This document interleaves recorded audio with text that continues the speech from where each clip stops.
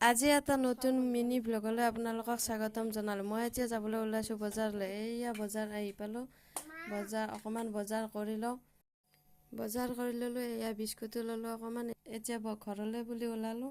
এতিয়া ঘৰত গৈ আছোঁ। ঘৰত আহি এতিয়া বনাব লৈছোঁ ঔটেঙা মাছৰ জোল।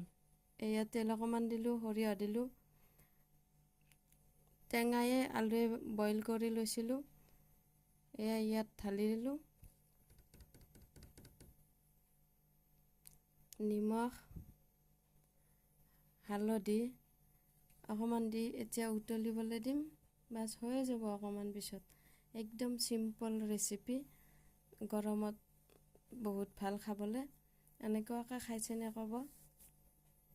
যদি ভিডিঅ'টো চাই ভাল পায় তেতিয়া লাইক, শ্বেয়াৰ এণ্ড ছাবস্ক্ৰাইব কৰি দিবলৈ নাপাহৰিব। আজিলৈ বাই বাই।